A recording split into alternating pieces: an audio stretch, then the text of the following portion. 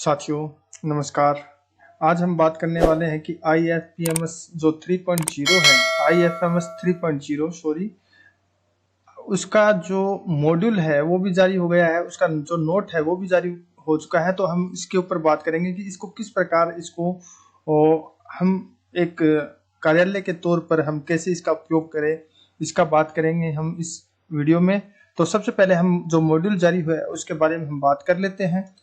देखिए, मॉड्यूल अभी आज ही जारी हुआ है। इसके अंदर बताया गया है कि जो आगामी जो माह है, यानी कि जो इस माह का जो बिल है, फरवरी माह का जो बिल है, जो मार्च में उठना है, उस मॉड्यूल जो इस वेतन बिल को मॉड्यूल से बताया गया है कि जो ये 3.0 है, IFMS 3.0, इसके ऊपर ये बनने वाला है। और वैसे बता दिया गया था कि ये 11 जो फरवरी है उससे लागू कर दिया जाएगा। 9 फरवरी तक इसकी जो 2 पारियों के अंदर जो ट्रेनिंग है वो चल रही है। एक लिंक प्रोवाइड किया जाता है और उस लिंक के द्वारा हम जो ट्रेनिंग है वो हमें मिल रही है कि कैसे इसको चलाना है। साथ ही इसकी एक नोटबुक है वो भी जारी कर दी गई है। ये नोटबुक है, आप देख लीजिए, ये नोटबुक है। इसमें सब कुछ बताया गया है कि किस प्रकार इसको चलाना है, किस प्रकार इसको करना है।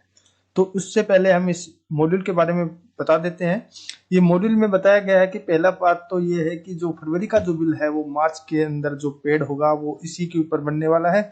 साथ ही इसके ऊपर जो सेकंड जो काम करना है, प्रत्येक एम्प्लॉय की जो मास्टर डिटेल्स वेरिफिकेशन किया जाना है वो भी एक अनिवार्य है।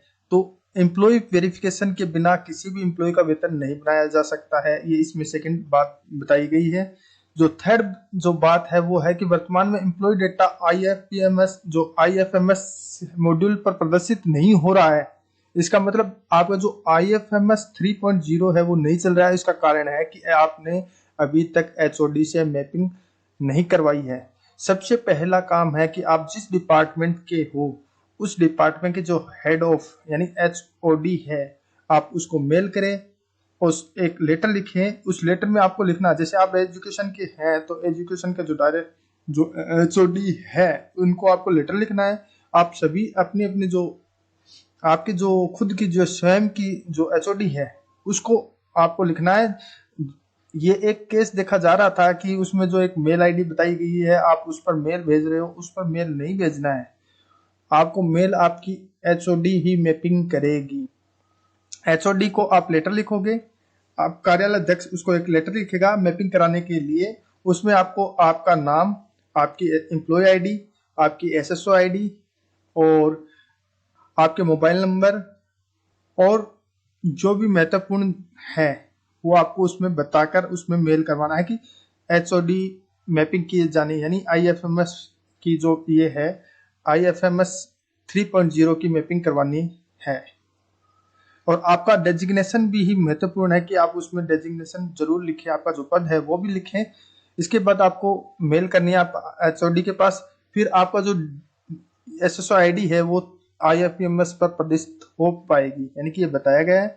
साथ में ही नंबर 4 पर कहा गया है कि जन आधार आईडी अनिवार्य होगी, यानी कि जन आधार जो आईडी है उसके माध्यम से हम जो IFPMS 3 के ऊपर जो एम्प्लॉय का जो डाटा है वो वहां से फेच होगा, जन आधार आईडी।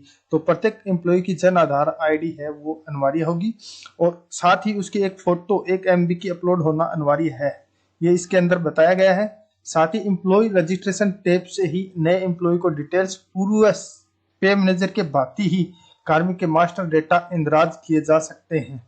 वह एग्जिट एम्प्लॉय का डेटा फेच करने का प्रदर्शित हो जाएगा, ये इसमें बताया गया है। साथ ही इसमें joining and relieving employ system भी कंप्लीट ऑनलाइन मॉड्यूल होगा, यानी कोई कर्मचारी कहीं से ट्रांसफर होता है उसको ज्वाइनिंग कराना और रिलीव करना, ये सब कुछ इसी के ऊपर होगा, इसमें बताया गया है। साथ ही 6 नंबर का जो है कि कोई कर्मचारी है सस्पेंशन से डिटेल्स का मेन्यू भी उपलब्ध करा दिया गया है। इसके अंदर डिटेल्स के अनुसार ही निलंबित कार्मिक की जो कार्मिक को सब्सटेंटिव अलाउंस प्राप्त होते हैं वो इसके अंतर्गत भी हो सकेंगे इसके इस मॉड्यूल के अंदर।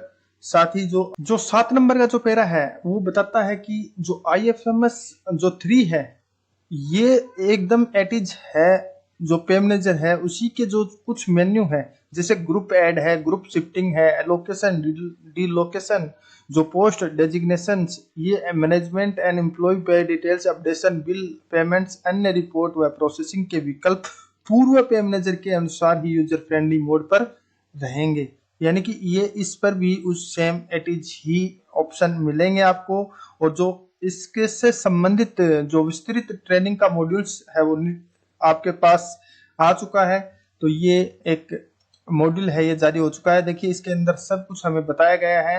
इस आप इसको पढ़ें और कुछ नहीं समझ में आए वो इससे, और आपको भविष्य में भी इससे संबंधित आपको वीडियो प्राप्त होते रहेंगे। तो आपने अभी तक जल्द से शीघ्र आपको जो काम करना है वो करना है कि आप अपने एचओडी को लेटर लिखें और एचओडी से आप डीडीओ मैपिंग यानी एचओडी मैपिंग करवाइए। एचओडी मैपिंग करवाने के पश्चात ही जो आपका IFMS 3.0 है उस पर आप चला सकेंगे। तो साथियों, मैं आशा करता हूं कि जो ये मेरा वीडियो है आपको अच्छा लगा होगा।